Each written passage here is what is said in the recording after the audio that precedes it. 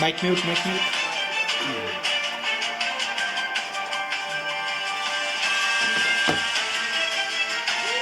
Sound কমে যাবে। প্রিয় দর্শক, সবাইকে শুভেচ্ছা জানাচ্ছি আজকের বিশ্লেষণ অনুষ্ঠানে।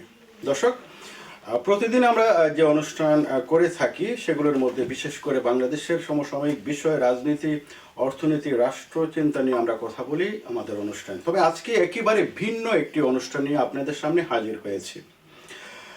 আমি যদি উদাহরণস্বরূপ বলি যে প্রতিটা মানব দেহের সবচেয়ে গুরুত্বপূর্ণ অংশ হচ্ছে আমাদের মুখমণ্ডল। সেই মুখমণ্ডলের সবচেয়ে যে সুন্দর হাসির আমরা প্রত্যাশা করি সেটি আসে আমাদের দাঁত থেকে। সেই দাঁত নিয়ে কিন্তু অনেক তথ্য, দাঁতের যত্ন, এই বিষয়গুলো কিন্তু আমরা জানি না, অনেকে জানার চেষ্টা করি না। আজকে আমাদের অনুষ্ঠানে আমার সাথে একজন অতিথি উপস্থিত হয়েছেন, আমি পরিচয় করে দিচ্ছি। বিশেষ করে আমরা কথা বলবো ডেন্টাল সেকশন নিয়ে, অর্থাৎ দাঁত নিয়ে। আমার সাথে আছেন আজকে doctor Mohammad Imran Hossain, chief consultant, dental view orthodontics and implant centre, Banani, Dhaka. তিনি লন্ডনে এসেছেন এবং আমরা আজকে তাকে অতিথি হিসাবে স্টুডিওতে আমন্ত্রণ জানিয়েছি। ইমরান ভাই, আসসালামু আলাইকুম, কেমন আছেন? আলহামদুলিল্লাহ, আল্লাহ পাক ভালো রাখছে। ইমরান ভাই, আজকে আমরা অত্যন্ত আনন্দিত আমাদের স্টুডিওতে আপনি উপস্থিত হয়েছেন, ইউকে বিডি নিউজ। সো আমরা সমসাময়িক বিষয় নিয়ে কথা বলে থাকি আমাদের অনুষ্ঠানে, যেগুলো আসলে প্রতিদিনই হচ্ছে টেলিভিশনে, বিভিন্ন দেশে বিদেশে সব জায়গায় হচ্ছে, মিডিয়াতে কথা। কিন্তু স্বাস্থ্য বিষয়ক অনেক অনুষ্ঠান আমরা দেখি, তবে সচরাচর কিন্তু বহির্বিশ্বে বাংলাদেশি যারা আছেন তারা হয়তোবা দেশে, অর্থাৎ আমি ইউকেতে আছি, আমার কোনো সমস্যা হলে আমি ইউকে ডাক্তারের শরণাপন্ন হচ্ছি। আমরা হয়তোবা প্রাণ খুলে আমাদের স্বাস্থ্য সমস্যা অথবা বিশেষ করে দাঁতের বিষয়গুলো বলতে পারি না।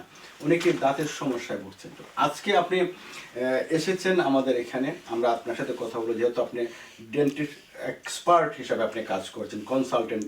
আমি যতদূর জানি যে বনানী, ঢাকা বনানীতে আপনাদের একটা ডেন্টাল ভিউ নামে একটা প্রতিষ্ঠান আছে, সেখানে আপনি কনসালটেন্ট হিসেবে কাজ করছেন। সো আমরা আজকে কথা বলবো যারা প্রবাসী আছেন, যারা অনলাইনে দেখছেন, দাঁতের যত্ন, দাঁতের চিকিৎসা সম্পর্কে অনেক বিষয়ে আমরা আজকে কথা বলবো আমাদের ইমরান ভাইয়ের কাছ থেকে। ইমরান ভাই, প্রথমেই আমরা একেবারে জন্মের পর থেকে দেখে এসেছি যে আমাদের একটা কথা আছে দেশে, দাঁত থাকতে বাংলাদেশি যারা আছে, বাঙালি দাঁতের মর্ম বোঝে না। এটি কিন্তু এক সময় এসে কিন্তু আমরা সবাই বুঝি। জি। সো দাঁতের যে সমস্যাগুলো সৃষ্টি হয় সেখান থেকে আজকে আমরা শুরু করতে চাই। অর্থাৎ দাঁতের কারো অল্প বয়সে দাঁত পড়ে যাচ্ছে, তারপরে দাঁতে বিভিন্ন ধরনের সমস্যা হচ্ছে, দাঁত দিয়ে রক্ত পড়ে, এই ধরনের শিন অনেক, আপনারা এক্সপার্ট, আপনারা বুঝবেন আসলে দাঁতের যে প্রবলেমগুলো কোথা থেকে সৃষ্টি হওয়া শুরু হয় বলে মনে করেন আপনি? আচ্ছা, আজকে এরকম একটি সুন্দর অনুষ্ঠানে অংশগ্রহণ করে আমি অত্যন্ত গর্ববোধ করছি। একজন ডেন্টাল সার্জন হিসেবে আমি যেটা বলবো যে আমাদের দাঁতের সমস্যার অনেক ধরনের সমস্যা দেখা যায়। তার মধ্যে মুখে দুর্গন্ধ হওয়া, মাড়ি দিয়ে রক্ত পড়া, এরপর মাড়ি ফুলে যাওয়া, দাঁতে ক্যাভিটিস হওয়া বা দাঁতে ব্যথা হওয়া, ক্যারিজ হয়ে পালপাইটিস হয়ে যাওয়া, বা অনেকের আক্কেল দাঁতের মাড়ির ব্যথা হওয়া, অনেক ধরনের সমস্যাই হয়।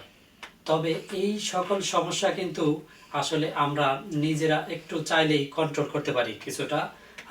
যেমন আমরা যদি প্রপার দাঁতের যে যত্নগুলো, আমরা যে প্রাইমারি ওরাল হেলথ কেয়ার যেটা বা ওরাল হাইজিন ইনস্ট্রাকশন যেগুলো, সেগুলো যদি আমরা প্রপারলি ফলো করি, তাহলে কিন্তু এই সব সমস্যাগুলো আমরা ওভারকাম করতে পারি। তাহলে এই আমরা আসলাম যে আসলে মূল কথা হচ্ছে যে দাঁতের যত্ন নিতে।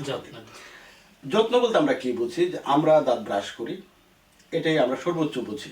হয়তোবা আমি বলি যে বাংলাদেশের ক্ষেত্রে আমি কথা বলতে চাই যে ৬৮,০০০ গ্রাম আছে, হয়তো এখন বেড়েছে। গ্রামের মানুষ কিন্তু দাঁতের যত্ন বলতে আসলে তারা সেটাই বোঝে, ঘুম থেকে উঠে ছাই দিয়ে দাঁত মাজা, গুলি করে ফেলা, তারপরে সারাদিন চলা।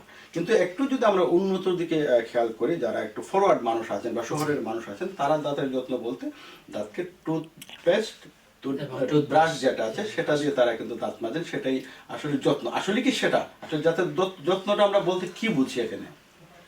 এখানে দাঁতের যত্ন বলতে আমরা যে ব্রাশ করা যেটা বলতেছি, এখানে টুথব্রাশের ক্ষেত্রে বা দাঁত ব্রাশের ক্ষেত্রে প্রত্যেকটা বিষয়ই আমাদের একটু সিলেকশনের ব্যাপার আছে। যেমন আমাদের টুথব্রাশটা আমরা যে ভাবে করতেছি, সেই ব্রাশিং টেকনিকটা আমাদের ঠিক আছে কিনা, ব্রাশিং প্রপার টেকনিকে হতে হবে, এবং কোন পদ্ধতিতে করতেছি সেটার সুবিধা অসুবিধাগুলো কি, সেগুলো আমরা অনেকে আমি জানি যদি না। ইন্টারাপ্ট করে সিকোয়েন্সিয়াল ভাবে আসি, জি প্রথমে হচ্ছে দাঁত ব্রাশ করতে হবে, দাঁত মাজতে হবে। সো এই ক্ষেত্রে দাঁত ব্রাশ করার সময়টা বিষয়ে যদি আপনার কাছে জানতে চাই, সেই বিষয়ে আপনি প্রথমে কি বলবেন? আমি সিকোয়েন্সিয়ালি আসবো আপনার ওকে কাছে। ওকে। এই ক্ষেত্রে অবশ্যই আমরা দিনে 2 বার ব্রাশ করা রেকমেন্ড করে থাকি। সেটি অবশ্যই রাতে ঘুমানোর আগে, সমস্ত খাওয়া দাওয়া শেষ করে রাতে ঘুমানোর আগে ব্রাশ করে ঘুমাসবে, এবং সকালে হালকা একটু পানি দিয়ে কুলকুচি করে সকালে নাস্তা করে এরপর আবার কিন্তু ব্রাশ করে এরপরে কাজে চলে যাবে, বা বাইরে যদি চলে যায় যাবে। তাহলে দেখেন, এখান থেকে আপনার কথা থেকে কিন্তু একটা ইম্পর্টেন্ট জিনিস বের হয়ে আসছে, ইনফরমেশন যেটা বলবো, যে আমরা সারা জীবন কি করি, যে ঘুম থেকে উঠে কিন্তু আমরা আগে দাঁত ব্রাশ করি, তারপরে আমরা ব্রেকফাস্ট করি, এটা সম্পূর্ণ কিছু ভুল। খাই। তাহলে সেই থিওরি ভুল। হ্যাঁ, এটা মোটেও করা উচিত না। কারণ হচ্ছে আমরা রাতে যদি ব্রাশ করে ঘুমাসি, ঘুমের মধ্যে তো আমাদের খাবার খাওয়া হয় না ইউজুয়ালি। সো আমরা ব্রাশ করে পরিষ্কারটা করি কি, ফুড ডেপ্রিস্টে কিন্তু আমরা করে থাকি। দেখা যায় সকালে নাস্তা করার পরে আবার আমরা যদি দাঁতের গোড়ায় খাবার জমিয়েই রাখি, আলটিমেটলি ব্রাশ করে তো আমাদের লাভটা হলো কি, ব্রাশ করে খাবার খেলাম, খাবার খেয়ে আবার দাঁতের গোড়ায় খাবার জমিয়ে রাখলাম। Common sense. প্রিয় দর্শক, একটি কথা কিন্তু তথ্য বের হয়ে আসছে। আমরা সাধারণত আমরা কি করি, যে দাঁত আমরা ব্রাশ করি ঘুম থেকে উঠে, তারপরে ব্রেকফাস্ট খাই। কিন্তু সায়েন্স বলছে আমরা ব্রেকফাস্ট করার পরে দাঁত ব্রাশ করব। ইমরান ভাই, দাঁত ব্রাশ করার ক্ষেত্রে আমরা কি করি, যে টুথপেস্ট টুথব্রাশ নিয়ে আমরা ইচ্ছা মতো আলতোভাবে আমরা দাঁতটা ব্রাশ করে থাকি। এই ক্ষেত্রে মেডিকেল সায়েন্স আপনাদের ডাক্তারি ভাষায় আসলে কি বলছে, যে কোন কোন নিয়মে, এটা কি কোনো পদ্ধতি আছে দাঁত ব্রাশ করার? অবশ্যই আছে। এটার ব্যাপারে আমাদের দাঁত ব্রাশ করার ক্ষেত্রে আমাদের মধ্যে যে 2টা পদ্ধতি খুবই প্রচলিত। একটি হচ্ছে হরাইজন্টাল মেথড। আমরা বেশিরভাগ সময় দেখা যায় যে আমরা তাড়াহুড়া করে সময় নাই, আমরা 2 দিকে কষা দিয়ে আমরা বের হয়ে যাই। বাট এই থিওরিটা কিন্তু সম্পূর্ণ ভুল। এটি করলে যেটি হয়, আপনার প্রত্যেকটা দাঁতেরই, বিশেষ করে মোলার টিথগুলার গাম লাইন বরাবর কিন্তু প্রত্যেকটা দাঁতেরই ক্ষয় হয়ে যায়। এটি কিন্তু করা ঠিক হবে না। এবং আরেকটি পদ্ধতি জনপ্রিয় আছে, সেটি হলো উপর নিচে। আমরা অনেকেই যারা শিক্ষিত আছি বা মানে যে মোটামুটি এই ব্যাপারে একটু স্টাডি করছি, সেক্ষেত্রে তারা যেটা করি, দাঁত উপরে নিচে লাগিয়ে উপর নিচে আমরা এভাবে ব্রাশ করতে থাকি। এই পদ্ধতিটাতে একটু অসুবিধা হয়। সেটি হচ্ছে আমরা যখন নিচ থেকে ব্রাশ করে উপরের দিকে উঠাই, তখন উপরের গামের ব্রাশের ব্যাসেলের প্রেশারটা লাগে। তখন আস্তে করে যেটা কি হয়, প্রতিদিন এই প্রেশার পড়তে পড়তে একটা সময় উপরের গামটা আস্তে আস্তে উপরে উঠে যায়। আবার উপর থেকে ব্রাশ যখন নিচে করে নামাই, তখন কিন্তু নিচের মাড়ির নিচের চোয়ালের গামটা নিচে নেমে যায়। আস্তে আস্তে দাঁতের রুট সার্ভিস বের হয়ে যায়, এবং পরবর্তীতে ক্যারিস এবং শিরশির নানান ধরনের সমস্যা তৈরি হয়। এখানে আমি যুক্ত করতে চাই যে আপনি দুটো পদ্ধতির কথা আলোচনা করেছেন। আমরা যদি একেবারে সহজ বাংলা ভাষায় বলি, একটা হচ্ছে যে, দর্শক আপনারা খেয়াল করবেন, যে ব্রাশ নিয়ে আমরা বাম থেকে ডানে, ডান থেকে বামে, হ্যাঁ, উপরেই হোক নিচেই হোক। আরেকটা আছে যে আমরা বলি যে ভার্টিক্যালি, একটা উপর থেকে নিচে, নিচ থেকে উপরে। তাহলে এই যে দুটো পদ্ধতি, তাহলে আপনার ভাষায় আমি যতটুকু বুঝতে পারলাম, যে আমরা যে দাঁত মাজি সেটা উপর থেকে নিচে এভাবে করা, অথবা বাম থেকে ডানে, এটা কি আসলে দুইটির পদ্ধতির কোনটা সঠিক, বা দুইটি সঠিক নয়? আচ্ছা, এখানে হরাইজন্টাল যে মেথডটা, এই মেথডে টোটালি করা যাবে না। আর উপর নিচে যেটা বলতে বোঝায়, সেটি হচ্ছে আপনার উপরের দাঁতগুলো আমাদের ব্রাশ করার সময় আলাদাভাবে ব্রাশ করতে হবে, এবং নিচের দাঁতগুলোকে আলাদাভাবে ব্রাশ করতে হবে। সেটা হচ্ছে আমরা প্রথমে ব্রাশটাকে প্লেস করব দাঁতের গাম লাইন বরাবর, এবং সেটাকে টেনে দাঁতের মাথা পর্যন্ত নামাবো, এবং সেটা যেন নিচের চোয়ালের মাড়িতে টাচ না লাগে। আবার নিচ থেকে যখন করব নিচের চোয়ালে, সেটিও কিন্তু নিচের গাম লাইন থেকে টেনে দাঁতের মাথা পর্যন্ত, উপরের গাম লাইনে টাচ করবে না। তাহলে আপনার দাঁতের পরবর্তীতে প্রবলেম। তাহলে এখানে আরেকটা পয়েন্ট আমি বের করেছি, সেটা হচ্ছে যে আমি উপরের লাইন করলাম আপনার সূত্র মতে, যাতে নিচেরটাতে না লাগে, এবং নিচেরটা করলাম, কিন্তু মাঝখানে যেটা আমরা মাঝখানে একটা প্লেস আছে এখানে, এটাকে আপনাদের ভাষায় বলে অক্লোজাল সারফেস। এইটাকে তখন এটাকে কি করা যায়? আচ্ছা, এই ক্ষেত্রে দাঁত ব্রাশের ক্ষেত্রে আমরা সাধারণত তিনটা সারফেস পরিষ্কার করার চেষ্টা করি। সেটি হচ্ছে আউটার সারফেস, এবং দেন হচ্ছে ইনার সারফেস, এবং দেন হচ্ছে অক্লুজাল সারফেস বা কামড়ের যে সারফেসটা, সেই কামড়ের সারফেসটা পরিষ্কার করার ক্ষেত্রে আমাদের নিয়ম হচ্ছে সার্কুলার মোশন বা রাউন্ড ঘুরিয়ে ঘুরিয়ে দাঁতের অক্লুজাল সারফেসটাকে পরিষ্কার করতে হবে। আর আউটার সারফেস সেম একই নিয়ম, এবং ইনার সারফেস সেম একই নিয়মে দাঁতের গোড়া থেকে দাঁতের মাথা পর্যন্ত ব্রাশটা টেনে উঠাবো।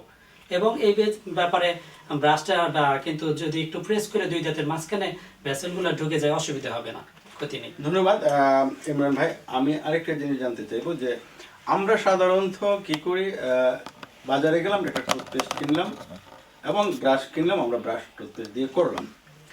So, এই ক্ষেত্রে কি দাঁতের যত্নে বা ব্রাশের ক্ষেত্রে কি আসলে বাছাইকৃত টুথব্রাশ বা টুথপেস্ট এটার উপরে কোনো কিছু ভেরি করে, যে কোনো কিছু নির্ভর করে দাঁতের যত্নটা?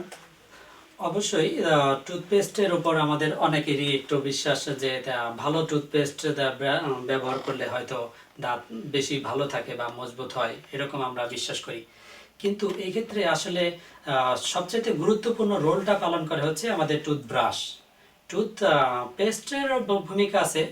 বর্তমান এখন আমাদের মার্কেটে প্রায় কিছু মেডিকেটেড টুথপেস্ট আছে এবং কিছু রেগুলার টুথপেস্ট আছে।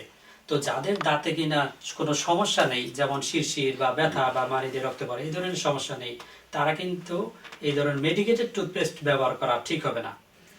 মেডিকেটেড টুথপেস্ট মানে হচ্ছে কিছু সেনসিটিভিটি রিলিভিং কিছু টুথপেস্ট আছে, যেটি এখন অনেকেই কি করতেছে, আমরা এমন পেশেন্ট পাই অনেকেই যারা কন্টিনিউয়াস সবসময় সারা বছরই দেখা যায় এই মেডিকেটেড টুথপেস্টগুলা যেগুলো কিনা সেনসিটিভিটির জন্য ইউজ হয়, সেই ধরনের টুথপেস্ট সারা বছর ইউজ করা যায়।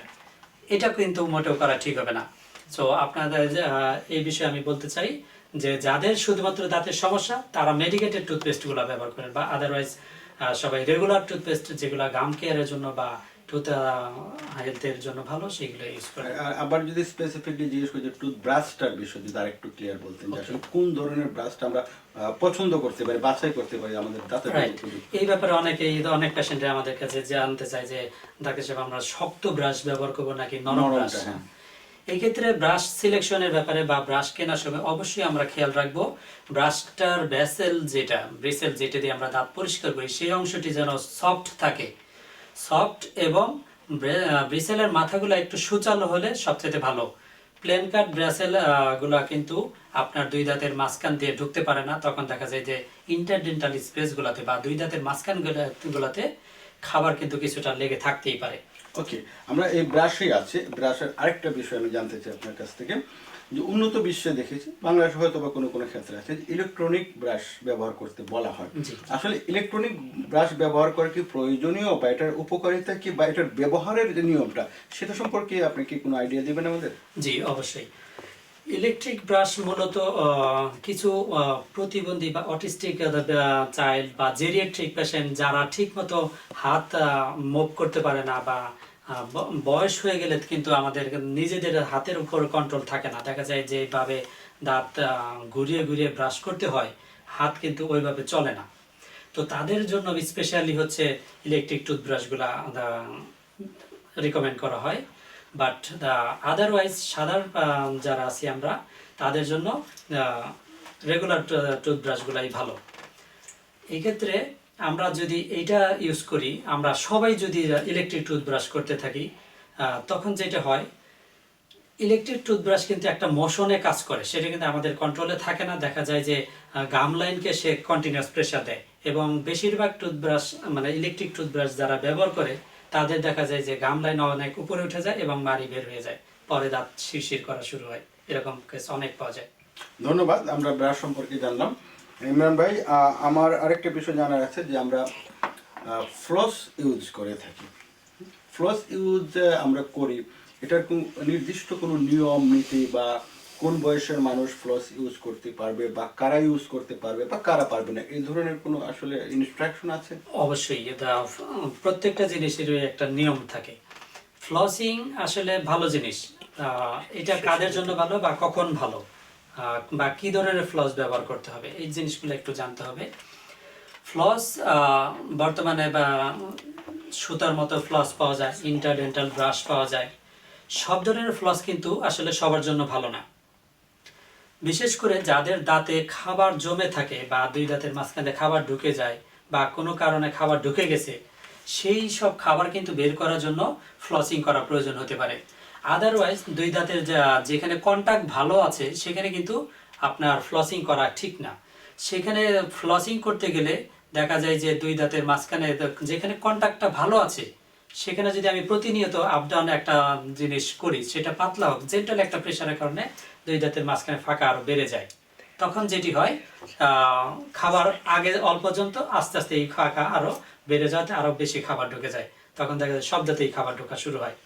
এটি না করাই সেই সাথে যদি আমি জিজ্ঞেস করি আপনাকে, যে আধুনিক যে ফ্লস আমরা ইউজ করি, এটা তো সবাই আসলে পায় না। আসলে ওই যে বাঁশের কাঠি দিয়ে যেটা বানানো হয়, যেটা পিনিং করা হয়, টুথপিক যেটা আমরা বলি, সেটা ইউজ করে কি আসলে না, টুথপিক আসলে মোটেও ব্যবহার করা উচিত না। এটা দাঁতের মাড়ির জন্য খুবই ক্ষতিকর।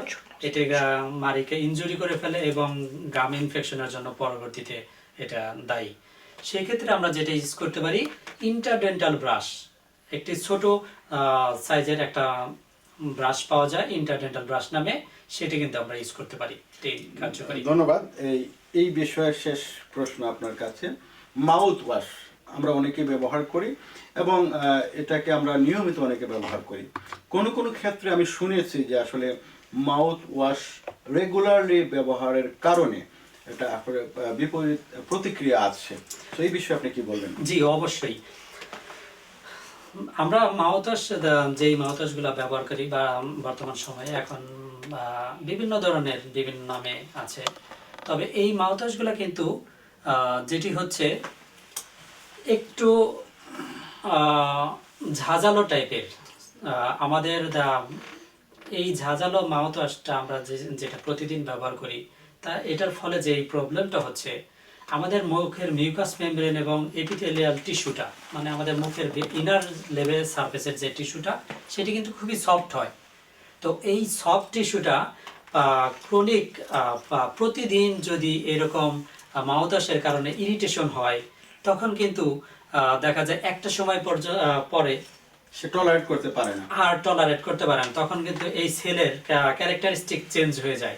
তখন দেখা যায় যে এই সেলগুলো আগের মতো ফাংশনে থাকে না। তখন দেখা যায় আমরা খাবারের স্বাদ মজা পাই না বা টেস্ট পাই না, বা কোনো কোনো ক্ষেত্রে রিসার্চ দেখা যায়, গবেষণা এখন এটাই উঠে এসেছে যে যারা কন্টিনিউয়াস মাউথওয়াশ এভাবে ব্যবহার করতে থাকে, তাদের ক্ষেত্রে কিন্তু এই সেলগুলো চেঞ্জ হয়ে মেটাপ্লাসি হয়ে পরবর্তীতে ক্যান্সারেও টার্ন নিতে পারে।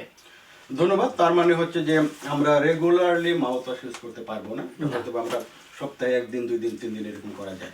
এটা আমরা আর কথা বলবো। আমরা চলে যাচ্ছি একটা বিজ্ঞাপন বিরতিতে। বিরতির পর আবার আসবো। আমরা ব্রেকে যাচ্ছি। প্রিয় দর্শক, যাচ্ছি ছোট একটি বিজ্ঞাপন বিরতিতে।